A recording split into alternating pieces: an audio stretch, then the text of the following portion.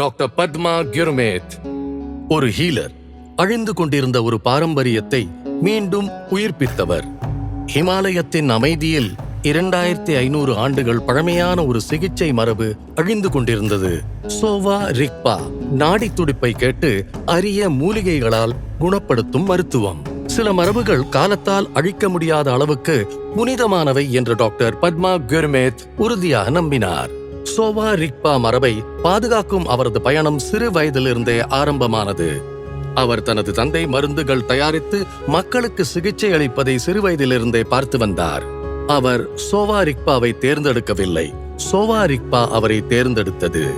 முதலில் அவர் அந்த மருத்துவ முறையை கற்றுக்கொள்ள விரும்பவில்லை, ஆனால் அவரது தந்தை அவரை சம்மதிக்க வைத்தார். டாக்டர் குர்மேத் இந்த மருத்துவ பாரம்பரியத்தை மீட்டெடுக்க தனது வாழ்க்கையையே அர்ப்பணித்தார்.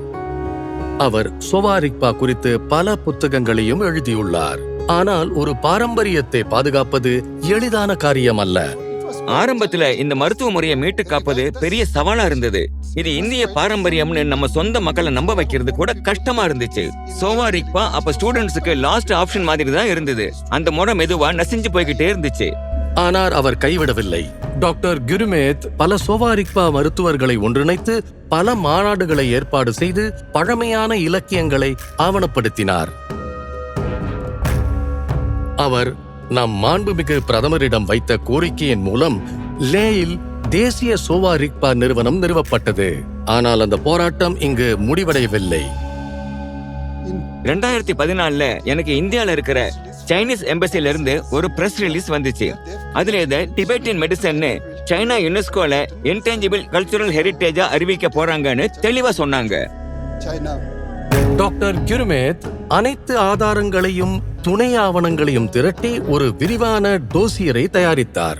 இந்த நீண்ட பயணத்தில் டாக்டர் குர்மேத்துக்கு பலரும் துணையாக நின்றனர்.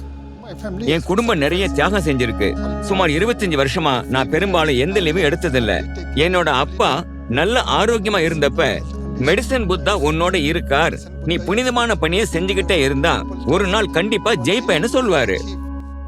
ஒரு புதிய தலைமுறை பழமையான அறிவின் பக்கம் மீண்டும் திரும்புகிறது. டாக்டர் குர்மேத்தின் இடையறாத உழைப்பால் சோவா ரிக்பா வெறும் உயிர் பிழைத்தது மட்டுமல்லாமல் அது புதிய வாழ்வை பெற்றுள்ளது. ஒரு மருத்துவரின் மகனாக தொடங்கி இந்தியாவில் சோவா ரிக்பாவின் உந்து சக்தியாக உருவெடுத்தது. ஒரு ஊக்கமளிக்கும் பயணம். டாக்டர் பத்மா குர்மேத், பத்மஸ்ரீ 2026. கோடி கோடி நமஸ்காரம்.